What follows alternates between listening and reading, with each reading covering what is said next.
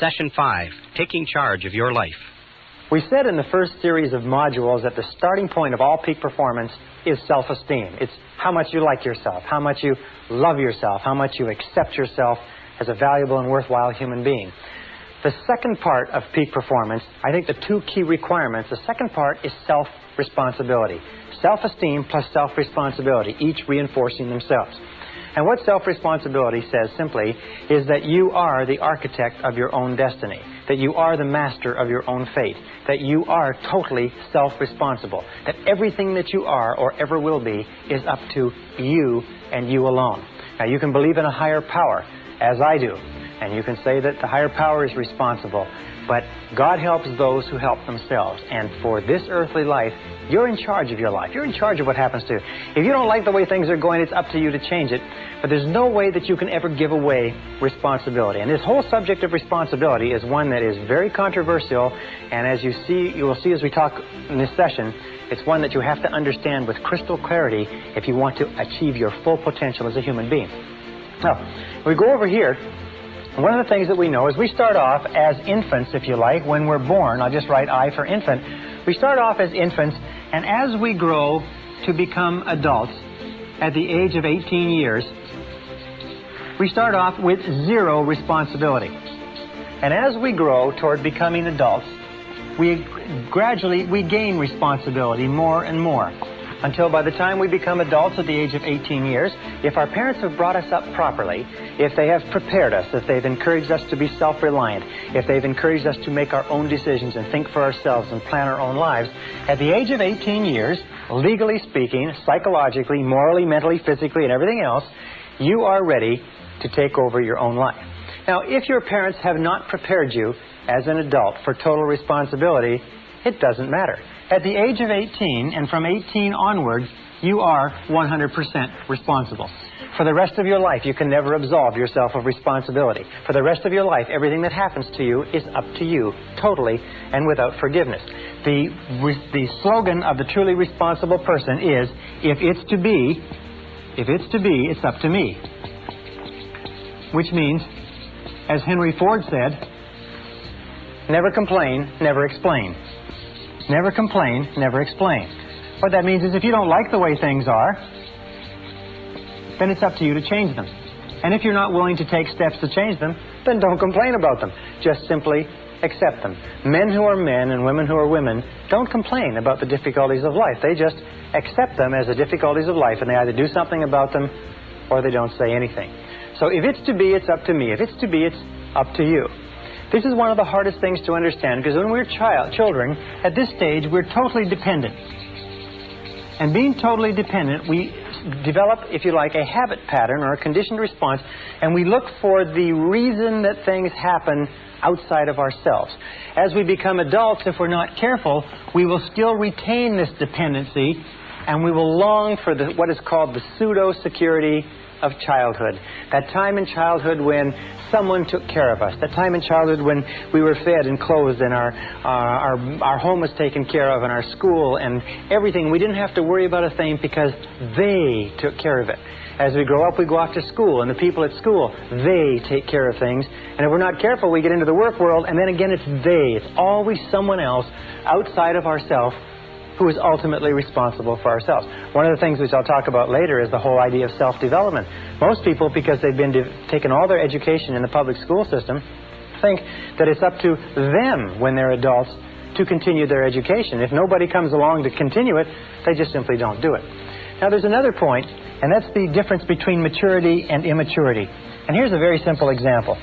Imagine that this is the course of life, again from infancy to adulthood. And everybody reaches the stage, sooner or later, where they come to this great cliff and this great canyon. And this is the side of immaturity. This is the side of childhood. This is the side where we are dependent upon others and where we look to others for our answers and our solutions. We look outside of ourselves. At this point, we come to the edge of this canyon.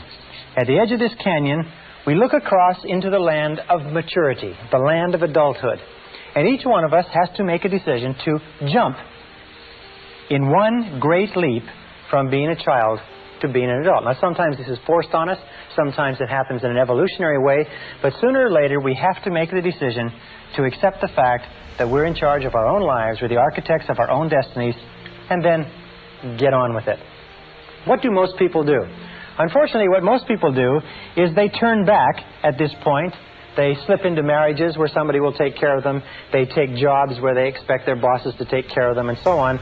Or they just simply avoid responsibility by looking for the cause of everything that happens to them in other people and other circumstances. It's their bills, it's their health, it's the way their parents treated them and so on. They're not really responsible. On the other hand, sometimes they decide to take a little responsibility but not too much, which is the equivalent of trying to leap over a canyon in 2 jumps. And where the vast majority of people end up, unfortunately, is in the valley. And this is the valley of excuses. The great majority of people spend their whole life in the valley of excuses, making excuses rather than making progress. There's an old saying that says the disease of excusitis, which is the habit of making excuses to excuse away our failures and our inadequacies, is fatal to success. The habit of making excuses is fatal to your success. So the question you have to ask yourself when we talk about responsibility is, what excuses do you use not to move ahead? There was a very famous story by Tolstoy, where Tolstoy and his brothers would play, and they had a game. And the game was that out in the garden there would be a box, and in the box was the answer to all the riddles of life. And you could find the box under a certain bush as long as you didn't think about a big white rabbit. As long as you kept your mind clear of that big white rabbit and you didn't think about the rabbit, you could find the answer to all the mysteries of life. Well, of course, nobody ever found the box, or nobody ever found the answer to the mysteries of life, because they couldn't stop thinking of the big white rabbit. The question you have to ask yourself is, what is your big white rabbit? What is it that you think of? What is the excuse that looms into your mind whenever you think of something that you could do or have or be, a new job, a new challenge, an opportunity, changing something in your life that you're not happy with? What is the white rabbit? What is the excuse that pops into your mind? You say, well, I can't do that because. Or another thing is, yes, but. I'd like to, but.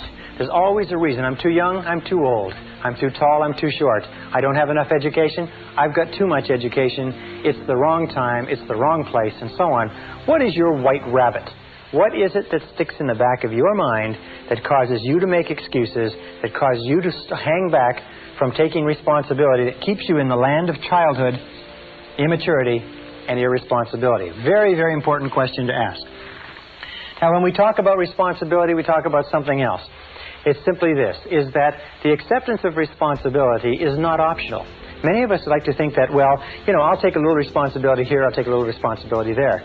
No, the acceptance of responsibility is not optional. From the time you become 18 years old, you are 100% responsible. You have no choice in the matter. As a matter of fact, there are very few things in life over which you have no choice, but you have no choice in this. It is mandatory. It is mandatory if you wish to fulfill your potential, if you wish to become everything you're capable of becoming, you must take full responsibility for bringing about the circumstances, for making the changes, for making the hard decisions necessary. If you take the word responsibility, you can break it into 2 words, response and ability. And one of the things which I've learned as I've studied history is that all of life is a series of challenges, difficulties, problems, setbacks, obstacles to face. And the difference between the winners and losers in life is not the difference in problems, because everybody has problems. And most people, and many people, have more and bigger problems than you or I could ever dream of. The difference in life, the difference between winners and losers, is the responses to the problems. Many years ago, a man named Oswald Spengler wrote a book in which he talked about what he called the challenge-response theory. The challenge-response theory simply said that civilizations grow and decline to the degree to which they meet challenges effectively and respond effectively. A small society starts out small, and almost invariably it will be challenged by either an external enemy or nature or weather or something else. If the society responds in a positive and constructive way to the challenge, the society grows. As it grows, it triggers additional challenges, difficulties. If it responds to them effectively, it grows some more. Oswald Spengler studied the 21 great empires of human civilization and found that every single one followed this cycle. As long as the civilization continued to rise to the challenge, it continued to grow stronger and stronger. The reason why this analogy is so important is that we as human beings are exactly the same. We grow to the degree to which we respond effectively, to the degree to which we rise to the challenges without making excuses that life throws at us. And when we look at the great men and women of history, whether it's Albert Schweitzer or Winston Churchill or George Washington or Abraham Lincoln or Franklin Delano Roosevelt, we look at those great people, we find that they were always people that rose to the challenges of the time. If ever you wish to be capable of rising to great challenges, what you have to do is you have to start off on a daily basis rising to small challenges, which means no matter what happens, you accept the challenge, you accept the responsibility, you refuse to make excuses, and you go forward. Now there's three areas in life, in our modern life, which you must be very, very aware of. The first area is the political area. If you look around you, you will find that there is a great drive toward the government doing it, the government being responsible. Make the government responsible. What people are doing is they want the government to be their parent. They want the government to protect them and take care of them. But as the more you vote for politicians to do things for you, the more you give politicians control. You see, you can never give away responsibility. You can only give away control. How do you give away control? You give away control in terms of voting for them to spend more of your money, regulate more of your businesses, tax away more of your income, and so on. The second area, so let me just finish this. The urge towards statism, collectivism, socialism, large government, and so on is all aimed at somehow making the government, that faceless bunch of bureaucrats, responsible for the challenges of our own lives.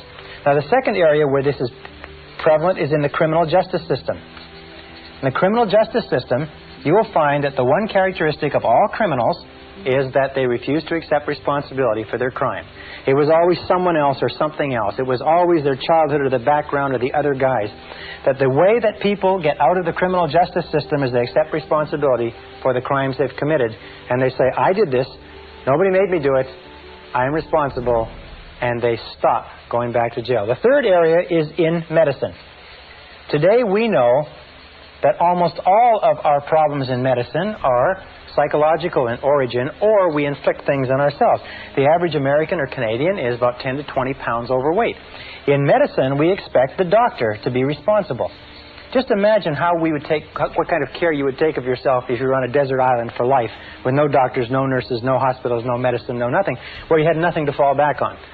Very, very important point. So all around you in society, you're going to notice this clamor, this demand, I am not responsible. Make somebody else responsible. But this is the key. Remember, you are always free to choose. You are free to choose your responses. You are free to choose the quality of your emotional life. Do you know that you decide how you're going to feel by how you are going to respond? You decide when to get angry, when to be happy, when to be unhappy. You decide what your attitude is going to be when you get up in the morning. You decide the quality of your physical life.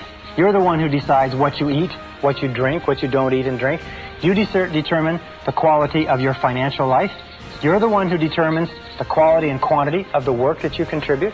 In every case, you're free to choose what you want. If you want things to be different, the starting point is to accept full, unqualified responsibility for your life. I first discovered this whole concept of responsibility when I was 21 years old. I was living in a little apartment. I was working on a construction job. It was 35 degrees below zero outside. I didn't have a car. I didn't have any money in the bank. My clothes were old. I had failed out of high school. And I looked around me in that cold winter in that little apartment with no future and not much of a past. And I said to myself, if ever I want anything to change, it's up to me.